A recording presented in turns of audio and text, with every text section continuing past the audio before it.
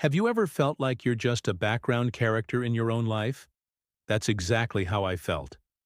My name is Mark, and for 10 years, I was what you'd call the quiet husband. While my wife, Sarah, was the life of every party, the social butterfly with a dazzling career, I was the steady, silent foundation she stood on. I managed our home, supported her dreams, and found contentment in the simple, predictable rhythm of our life together. I believed our love was a quiet, deep ocean, not a flashy, temporary wave. I thought her constant need for excitement and my preference for peace were a perfect balance. I was wrong. It wasn't balance. It was a slow, creeping distance that I was too naive to see. The ground beneath my feet didn't just crack. It shattered into a million pieces on a Tuesday. It wasn't a dramatic confrontation or a tearful confession. It was a simple, accidental discovery. Sarah left her laptop open, something she never did. A notification popped up from a name I didn't recognize. Alex. The message was anything but innocent. Last night was incredible. Can't stop thinking about you. My heart stopped. My hands started to shake as I clicked open the chat history.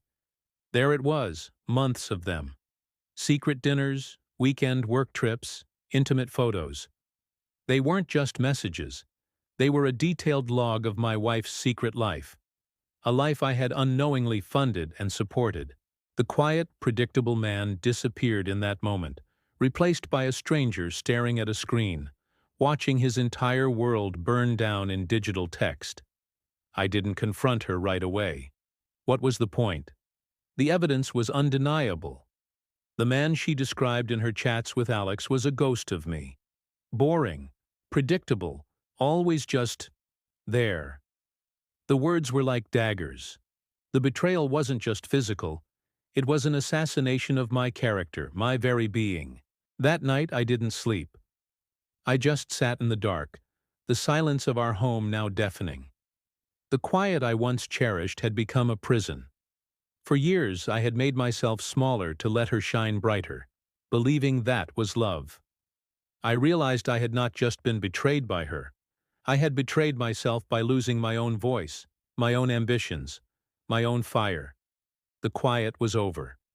A storm was brewing inside me, and for the first time in a decade, I was ready to make some noise. The next morning, I packed a bag, not with anger, but with a chilling, newfound clarity. When Sarah came downstairs, humming, asking what I was doing, I simply looked at her. For the first time, she seemed to see the stranger in my eyes. I didn't yell. I didn't cry. I just said, "I know, Sarah. I know about Alex." The color drained from her face. The brilliant, confident woman I knew crumbled. She started with denials, then pleas, then tears. But her words were just noise. I had spent a decade listening to her. Now it was time to listen to myself. I walked out the door, not as the quiet, broken husband, but as a man on a mission to rediscover the person I had buried. My journey to becoming the strongest version of myself had just begun. The first few weeks were a blur of legal paperwork and lonely nights in a small rented apartment. The silence was different now. It wasn't the comfortable quiet of my old life. It was an empty, echoing void. All the energy I had poured into supporting Sarah's life was now aimless. I looked in the mirror and saw a stranger, pale, thin, with eyes that had lost their spark. That image was my rock bottom. It was also my starting line. I remembered a dusty old gym membership card in my wallet, one I'd bought years ago with resolutions I never kept. That afternoon I walked into the gym. The clanking of weights and the grunts of effort were a symphony of struggle and strength. It felt right. My first workout was pathetic. I could barely lift the bar, and my lungs burned after 5 minutes on the treadmill. Every muscle screamed in protest. But with each drop of sweat, I felt like I was wringing out the pain, the bitterness, the years of passive existence. The physical pain was a welcome distraction from the emotional torment. The gym became my sanctuary, the iron my therapist. The man who used to find excuses to stay on the couch was now the first one in and the last one out.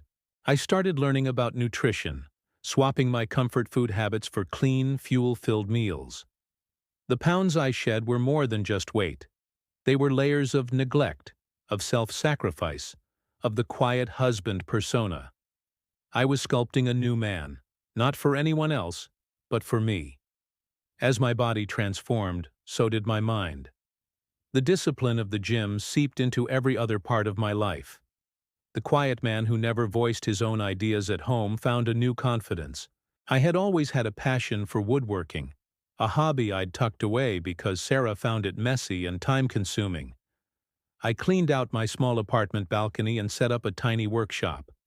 I started creating, my hands now calloused and strong from the weights, expertly shaping wood. I poured my focus into the grain, the joinery, the finish. I started an online page to share my work, not expecting much, but people responded. They saw the passion, the craftsmanship. The first sale was a rush I hadn't felt in years. It was validation. It was mine. Slowly but surely, my small hobby started to look like a real business. Orders came in, first from friends, then from strangers, then from local businesses wanting custom furniture. I quit my mundane data entry job, the one I kept because it was stable and allowed me to be home for Sarah. I invested my savings into better tools and a proper workshop space. I was working harder than ever, my days filled with sawdust and sweat, my evenings with designs and client calls. I was exhausted, but it was a good tired. The tired of a man building his own empire, one handcrafted piece at a time. The quiet husband was gone. In his place was a business owner, an artisan, a man whose strength wasn't just in his muscles, but in his purpose. About a year after I left, Sarah reached out. She'd seen my business page online. She said she was amazed that she didn't recognize the strong, successful man in the photos. She talked about her life, how things with Alex had fizzled out, how empty her big, shiny life felt without its quiet foundation. She said she missed the man I used to be. I listened, but this time her words didn't affect me. I politely told her, "I'm sorry you feel that way, Sarah, but the man you miss doesn't exist anymore. I had to let him go to become the man I am today, and I wouldn't trade who I am for anything." That conversation wasn't about revenge. It was about closure. It was the final confirmation that her betrayal, the most painful event of my life, was also the catalyst for my greatest transformation. Today, I look in the mirror and I see a man I am proud of. Strong, independent, and fulfilled. My business is thriving, and I've found a new kind of love. One built on mutual respect and shared dreams, not one-sided sacrifice. The quiet is back in my life, but now it's a peaceful, contented quiet, earned after a hard day's work. The betrayal almost broke me, but instead, it broke me open. It forced me to find the strength I never knew I had, and build a life that is authentically, unapologetically mine. Sometimes, your world has to fall apart so you can build a better one. And for that, in a strange way, I'm grateful. Thank you for listening to my story. If you've ever felt lost, remember that it's never too late to find yourself. Don't forget to like and subscribe for more stories of transformation.